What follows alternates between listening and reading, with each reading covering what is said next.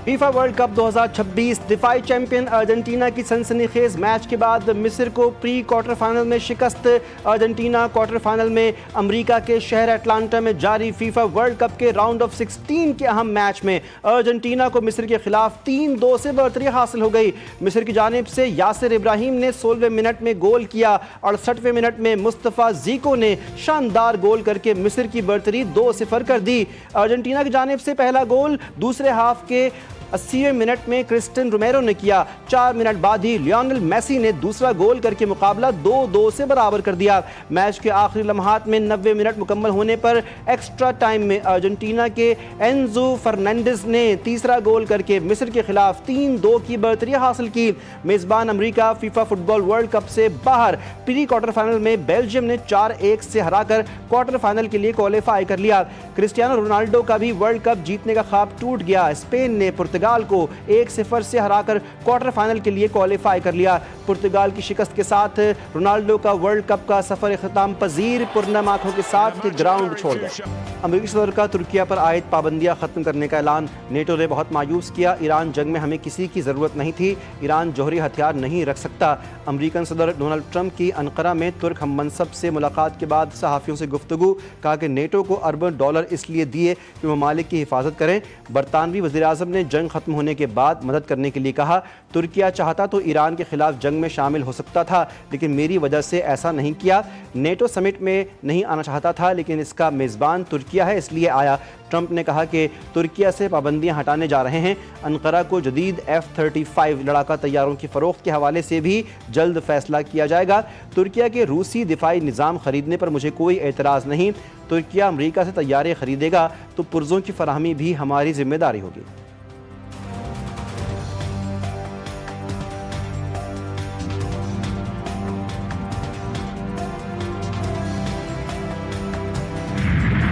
बलूचिस्तान में 15 खारजियों को जहन्नुम वासिल किया। सिक्योरिटी फोर्सेज और अफवाज पाकिस्तान दहशतगर्दों का खात्मा कर रही हैं। वो दिन दूर नहीं कि जब मुल्क से दहशतगर्दी का मुकम्मल खात्मा होगा।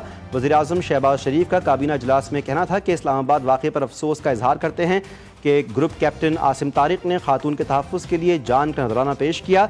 आसिम तारिक को मारने वाले को क़रार वाक़ई सज़ा दी जाएगी।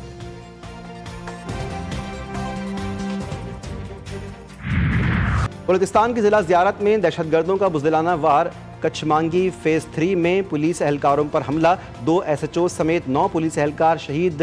DC ज़ियारत की तस्दीक लाशें DHQ अस्पताल मुंतकिल। पुलिस के मुताबिक पीर की रात से दहशतगर्दों और पुलिस का मुकाबला जारी था। क्लियरेंस ऑपरेशन में 15 दहशतगर्द हलाक। हुकूमत बलूचिस्तान के मुताबिक DSP गुलाम सरवर समेत 8 पुलिस एहलकार दुश्वार गुजार पहाड़ी रास्तों से बाहिफाजत थाना कांच पहुँचे। कांस्टेबल रिजवान को बाहिफाजत बाजियाब करवा लिया गया। सदर और वज़ीर आज़म की फितना ख़वारिज के दहशतगर्द हमले की शदीद मज़म्मत। सदर ममलिकत ने कहा कि बलूचिस्तान में अमन और इस्तेहकाम को सबोताश करने की हर साजिश नाकाम बनाएंगे। वज़ीर आज़म शहबाज शरीफ ने गवर्नर और वज़ीर आला बलूचिस्तान से टेलीफोनिक रब्ता किया। वज़ीर आज़म का भारतीय हिमायत याफ्ता दहशतगर्दों के खिलाफ ऑपरेशन पूरी क़ुव्वत से जारी रखने का अज़्म।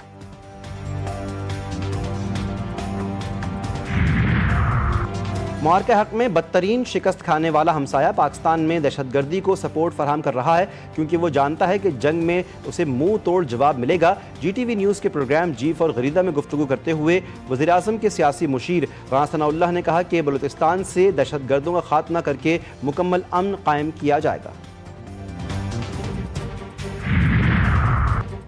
इस्लामाबाद में ग्रुप कैप्टन आसिम तारिक के बेईमाना कत्ल की जिम्मेदारी तालिबान कबूल कर रहे हैं। ताहम फितना खवारिज का कोई एतबार नहीं। वज़ीर दिफा ख्वाजा आसिफ की अल फितना खवारिज की जानिब से आसिम तारिक के कत्ल की जिम्मेदारी लेने की दावे पर कड़ी तनकीद। एक्स पर अपने पैगाम में वज़ीर दिफा ने कहा, दहशतगर्दों का मकसद सिर्फ झूठा क्रेडिट लेना है। हकीकत, अखलाकियात और ज़िम्मेदारी से उन्हें कोई गर्ज नहीं। कल को तालिबान शायद पाकिस्तान में चोरी, डकैती और आम जराइम का क्रेडिट भी लेना शुरू कर देंगे।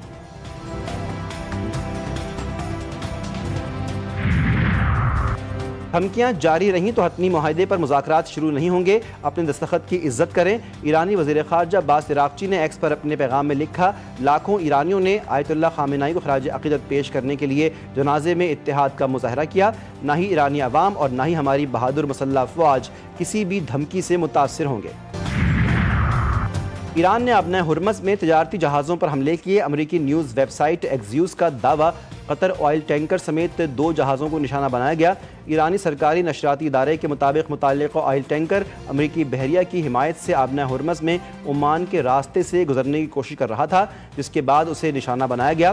امریکی حکام نے کہا کہ ایک دوسرا تجارتی جہاز بھی حملے کی زد میں آیا، جس سے دونوں بحری جہازوں کو نمایاں نقصان پہنچا، تاہم کسی جانی نقصان کی اطلاع نہیں ملی۔ قطری وزارت خارجہ کے ترجمان ماجد الانصاری نے کہا، ابنا ہرمز سے گزرنے والے قطری آئل ٹینکر کو نشانہ بنانا عالمی بحری جہاز رانی کے امن و سلامتی کے خلاف ناقابل قبول جارحیت ہے۔ مطالبہ کیا کہ ایران فوری طور پر ایسے تمام اقدامات بند کرے جو علاقائی سلامتی کو نقصان یا عالمی بحری جہاز رانی کے تحفظ کے لیے خطرہ بن گئے ہیں۔ ابنا ہرمز میں بحری جہازوں پر حملے، خام تیل کی قیمتوں میں اضافہ۔ عالمی مارکیٹ میں برطانوی خام تیل کی قیمت $73 فی بیرل ہو گئی۔ امریکی خام تیل کی قیمت بھی $70 فی بیرل ہو گئی۔ UAE مربن $68 فی بیرل پر موجود ہے۔ شہید ایرانی سپریم لیڈر آیت اللہ سید علی خامنہئی کی تشییع جنازہ جسد خاکی تہران سے عراق پہنچ گیا۔ سید علی خامنہئی کا جنازہ لے کر طیارہ نجف ایئرپورٹ پر لینڈ کر گیا۔ آج نجف الاشرف میں روضہ امیر المومنین حضرت علی ابن ابی طالب علیہ السلام میں نماز جنازہ ادا کی جائے گی۔ کربلا معلیٰ میں روضہ امام حسین علیہ السلام اور روضہ مولا غازی ابوالفضل عباس علیہ السلام کے درمیان بین الحرمین میں بھی نماز جنازہ ادا کی جائے گی۔ اس سے قبل مسجد جمکران میں نماز جنازہ میں لاکھوں سوگواروں نے شرکت کی۔ اہل خانہ، اہم حکومتی شخصیات اور حزب اللہ کے شہید سربراہ حسن نصر اللہ کے صاحبزادے نے بھی نماز جنازہ میں شرکت کی۔ بزرگ عالم دین آیت اللہ جواد عاملی نے شہید سپریم لیڈر کی نماز جنازہ پڑھائی۔ لاکھوں سوگواروں نے اپنے محبوب لیڈر کو آخری سلام پیش کیا۔ شہید سپریم لیڈر کا جنازہ حرم بی بی معصومہ قم میں آخری دیدار کے لیے لے جایا گیا۔ شہید رہبر کی 9 جولائی کو مشہد مقدس میں روضہ امام علی رضا علیہ السلام کے احاطے میں تدفین ہوگی۔ ایرانی صدر ڈاکٹر مسعود پزشکیان عراق کے شہر نجف الاشرف کے دورے پر۔ ایرانی میڈیا کے مطابق صدر مسعود پزشکیان نجف الاشرف میں شہید سپریم لیڈر آیت اللہ سید علی خامنہئی کے جنازے کا استقبال کریں گے۔ روضہ امیر المومنین حضرت علی ابن ابی طالب علیہ السلام میں ہونے والی نماز جنازہ میں شرکت کریں گے۔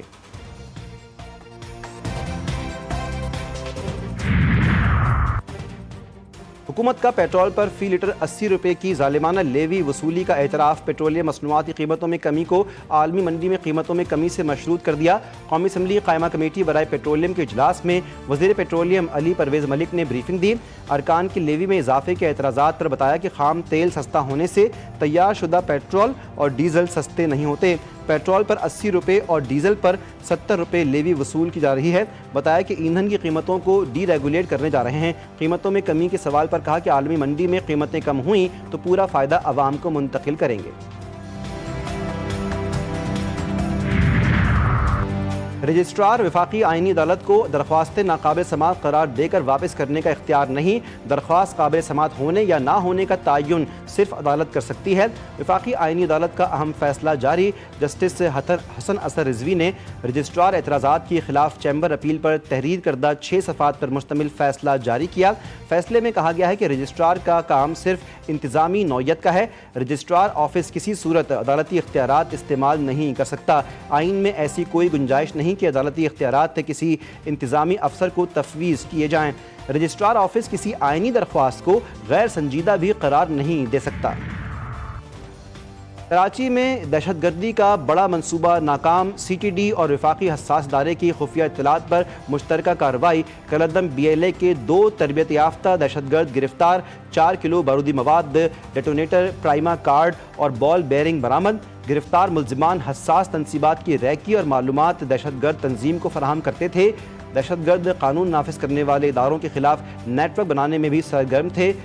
انسداد دہشت گردی اور بارودی مواد ایکٹ کے تحت مقدمہ درج، تفتیش کا دائرہ کار وسیع کر دیا گیا۔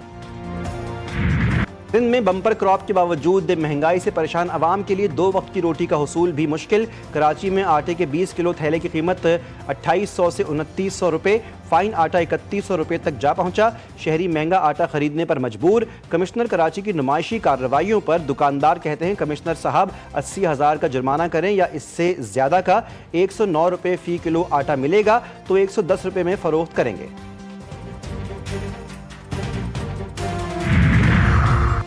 سندھ میں گندم کی بمپر کراپ ہوئی ہے. گندم کی خریداری میں مکمل شفافیت رکھی گئی ہے.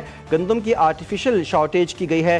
سندھ کابینہ اجلاس کے بعد سینئر وزیر شرجیل میمن نے نیوز بریفنگ میں بتایا کہ کابینہ کے اجلاس میں فوڈ ڈپارٹمنٹ کو ڈیجیٹل اور ذخیرہ اندوزوں کے خلاف کارروائی کی ہدایت کی گئی ہے.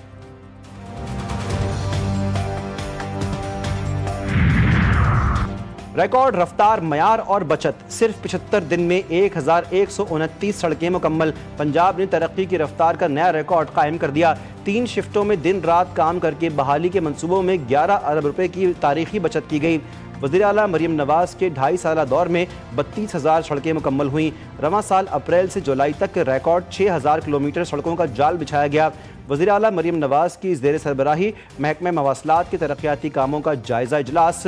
روڈ سیکٹر پورٹ فولیو اور فنڈز کے استعمال کی تفصیلات پیش کی گئی.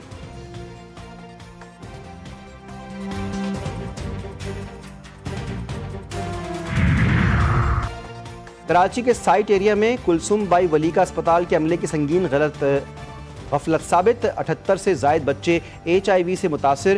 سندھ امپلائیز سوشل سیکیورٹی کا ڈاکٹرز اور عملے کے خلاف نمائشی ایکشن. 2 ڈاکٹرز کو معطل اور 37 ملازمین کو شو کاز نوٹس جاری کرنے پر اکتفا. دونوں معطل ڈاکٹرز کو ہیڈ آفس رپورٹ کرنے کی ہدایت. انکوائری کمیٹی نے ڈاکٹر ہما امان پر سنگین غفلت اور بد انتظامی کا الزام عائد کیا.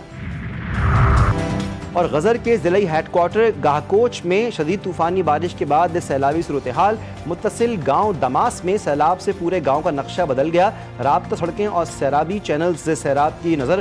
سیلابی ریلے نے متعدد مکانوں، سرکاری املاک اور اسٹیڈیم کو اپنی لپیٹ میں لے لیا.